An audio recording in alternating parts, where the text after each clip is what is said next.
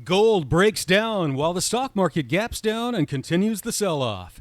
This is technical analysis, update and forecast for September 22nd.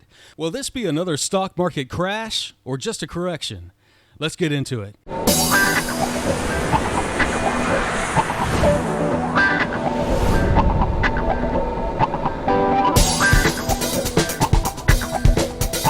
Hello traders, I'm Richard Graham. Let's start by taking a look at the S&P 500. This is the daily chart, and we were in this upward trend channel for quite a while, several weeks, and when we hit this, we sold off hard, and we've been in this trading range for a couple of weeks.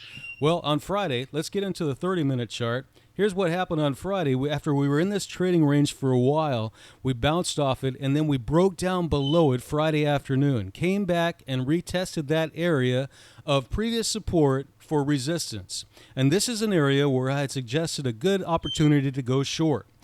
Now, this could bring us all the way down to the next major level of support at 3,200. As you can see, late in the afternoon here on the 30-minute chart, we retraced quite a bit of it and almost to the top of the area where we gapped down in the morning. However, the momentum is still to the downside, and we could see a retest of these levels or even go lower to that 3,200 level. We've got a lot of resistance overhead, including this white trend line, this red trend line, this red trend line, and this red trend line. I'm not going to be bullish on this market until we can repair some of the damage on the short-term time frames. Back out to the daily chart, we can see that 3,200 level right here where we had the island reversal in June. That could act as some major support. I expect that we're going to have a bounce. If we do have a bounce, we could go all the way back up to this previous line of support, which will act as resistance at 3,230. Once we get up to that area, we could look for an opportunity to get short once we start to see some lower lows and lower highs on the upper time frame. Just remember, we've got resistance here, we've got support here. Buy at support, sell at resistance. Let's take a look at the triple Qs. This is the ETF fund for the Nasdaq.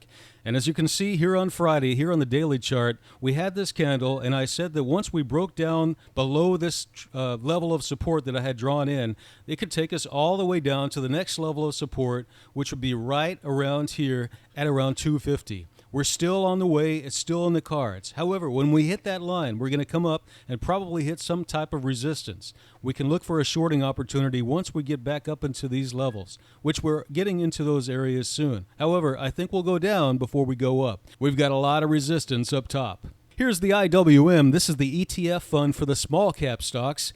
And same thing, we had a big gap down, sold off, and recovered about half of the sell-off. However, we're still sitting about 3.5% down on the small caps.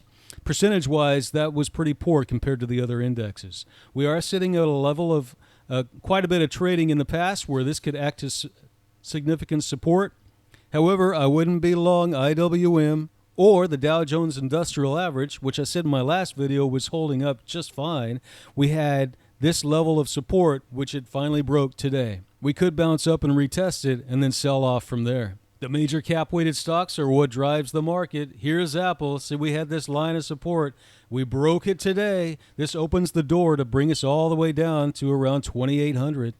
Apple, same thing. We broke that line of support, and we're back up, retesting the top of it. This could act as major resistance and bring us down to this level right here of about 93, 94. Microsoft, same thing. We broke down, came up and retested this area. A lot of shorts are probably entering the market thinking we're going to come down to this next level of support right at 188. Google, we broke down below this level of support as well. We're still in a downtrend. If we take it to the 30-minute chart, we see that we have this downtrend until we can break through this trend line, until we can get some higher highs and higher lows. I wouldn't be long a lot of these stocks. Facebook, another one that's on its way down. Lower highs and lower lows. Here's Bitcoin. We were stuck in this trading range here on the daily chart for quite a while, broke down, came up, and I said that with this area right here might act as resistance in my last video. We didn't even make it that high. This is a big sell-off we had today of almost 4%. Here's gold. We finally broke this triangle pattern, this bullish flag, to the downside, and we've closed below this upward sloping trend line. This is not good news for the bulls. I wouldn't be long gold until we can get some higher highs and higher lows on the shorter term time frame. We've got all of this resistance, and we've got this resistance right here. Gold could sell off now, all the way down to the next level of support right around 1800. Silver broke down too. I'm going to change this color from green to red because this is now going to act as resistance. We do have some support that I drew in here on my last video right around 22.23. We came up, closed above it. Let's see if it holds. At this time, the momentum on the short-term time frame is down for silver. I wouldn't be long precious metals until we start to see things turn around on the short-term time frames. Here is the dollar. The DXY is the ETF fund for the dollar. And as you can see what happened here on the 30-minute chart today, we had quite a spike up to the upside. Now, we are still in this long-term downtrend in the dollar. However, we did break through this resistance, which is now going to act as support. So I'm going to change this color to green now. And we are on the short-term time frames, breaking through this area of resistance. When this dollar spikes up, often that's bad for stocks, precious metals, and Bitcoin, just like it was during the February and March sell-off. The rest of the week could be volatile as well. Tuesday, Wednesday, and Thursday, Fed Chairman Jerome Powell testifies before Congress. We have existing home sales on Tuesday. Wednesday, we have crude oil inventories. And on Thursday, we have new home sales and initial jobless claims. Don't forget on Friday, it's the core durable goods orders. All right, guys, that is the picture. We have significant momentum to the downside, and we're coming up and retesting significant resistance. Be careful out there if you're long. The bears are coming in strong. If you like these kind of videos, make sure you hit the like button and go ahead and subscribe right now so you don't miss my next video. All right, guys, have a great rest of the week trading, and we'll see you next time.